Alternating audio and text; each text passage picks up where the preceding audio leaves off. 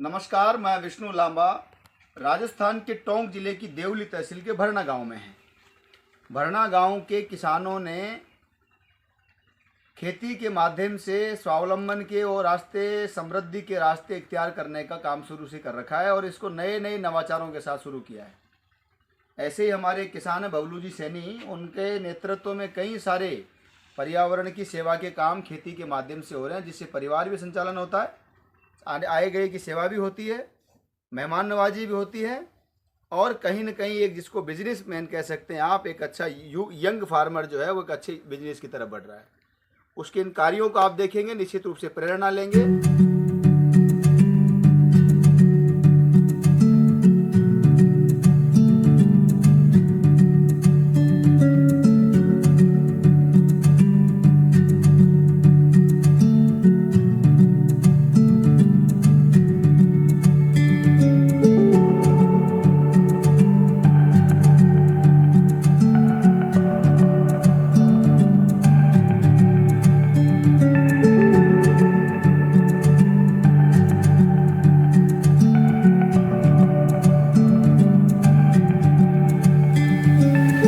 बबलू जी के साथ में इनके जो सार्थक प्रयास किए जा रहे हैं उनको हम देख रहे हैं और आप लोगों को इसलिए दिखाना चाह रहे हैं कि आप भी ऐसे लोगों से प्रेरणा लेकर के अपने यहाँ पर छोटे छोटे नवाचार कर सकें।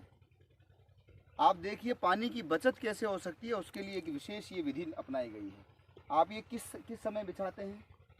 हम इससे रुपाई से पहले कर देते हैं। बहुत बढ़िया। तो लगभग ये जो ये पेड़ है पिलक का जो आपने फूल लगा रखा है, इसमें आपने कितनी की लागत आ चुकी होगी इस प्लांट में? 20,000 खर्चा। और अब तक फ्लावरिंग कितनी ले ली अपन ने पैदावार? अभी तो अब लेंगे, अब आया है माल। तो ये इस सीजन में कितनी की हो जाएगी लगभग?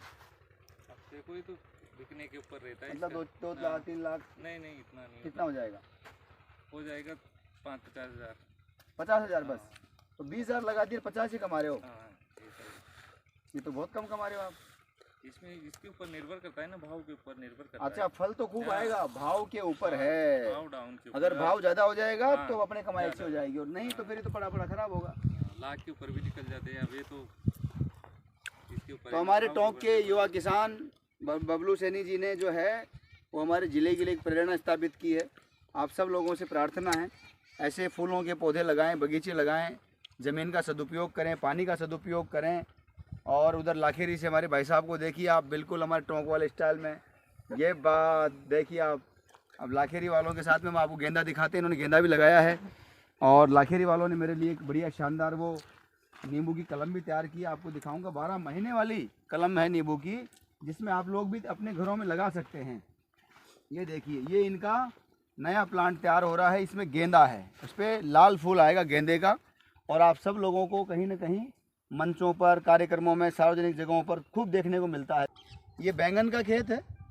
इन्होंने उसी पद्धति से लगाया है ताकि पानी की एक बूंद भी व्यर्थ ना जाए। एक बूंद भी अगर इसको देनी है तो वो सीधी पौधे को प्राप्त हो। और उसके माध्यम से इन्होंने अभी कई सारी बड़ी मात्रा में यहाँ से बैंगन उतार लिया है। अभी हम तो लास्ट मोमेंट पर पहुँचे हैं, वापस नया फ्रूटिंग यहाँ पर आएगा।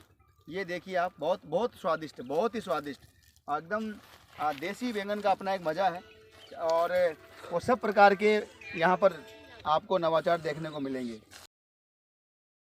तो बबलू जी सैनी जो हमारे यहाँ फार्मर साइंटिस्ट हैं, किसान वैज्ञानिक हैं, उन्होंने यहाँ पर कई प्रकार के नवाचार जो किए हैं, अन्य लोगों के लिए प्रेरणा है। यही दिखाने का उद्देश्य था, हमने थोड़ा बहुत दिखाने का प्रयास भी किया।